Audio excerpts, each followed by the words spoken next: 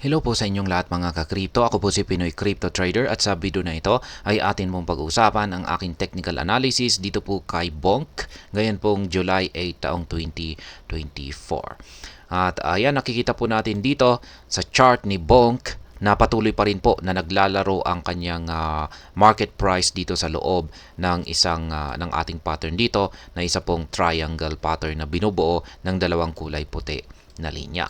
Yan, nakaranas na rin po siya ng pagbagsak tulad po ng ibang mga meme coins natin, pero yan, siya po ay nananatiling wala po siyang nagawang basagin na support or pattern natin dito.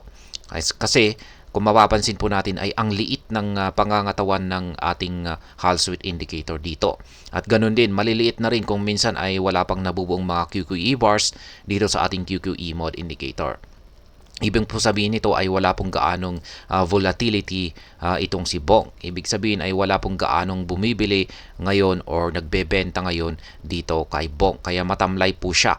Kaya wala po siyang kaya mahina po siya, wala po siyang kakayahan na magbasag ng support or resistance line. Kaya ang nangyayari ay nagko-consolidate na lamang po siya dito sa loob ng kanyang triangle pattern na ito.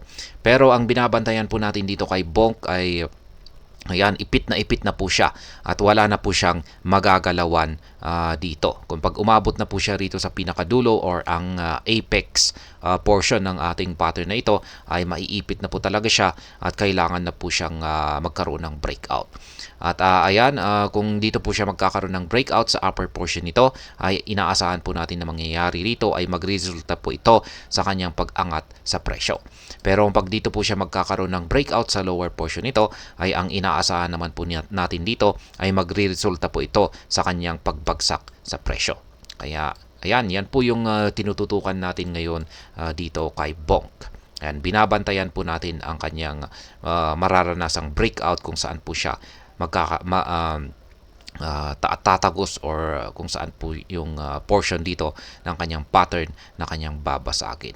Kaya ayan, yun nga lang, kaso ang problema lamang kasi dito ay wala po siyang gaanong volatility base sa ating mga indicators dito. Kaya kung sakaling nagkaroon siya ng breakout dito sa upper portion ay posibleng kung pag ganito pa rin yung nakikita natin na signal sa ating mga indicators ay maaaring mauwi lamang po ito sa patuloy na pagko-consolidate nito. At ganun din po kung pag nagkaroon siya ng breakout dito sa lower portion tapos ganito pa rin yung nakikitang signal natin sa ating mga indicators dito ay mauwi lamang po ito sa pagko-consolidate dito sa ilalim ng minor support line natin dito.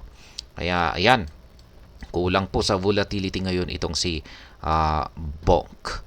At ayan po yung aking mga live trading positions, live spot trading positions dito po kay Bonk. Meron po akong 4 na mga sell pending order dito sa itaas na nakatapat po sa mga resistance line natin dito. At meron naman po akong 2 buy pending order na nakatapat naman po dito sa 2 support line natin dito. Maaari po ninyong kopyahin yan kung nais po ninyong tularan or sundan yung aking simpleng paraan sa pag-trade dito kay Bonk.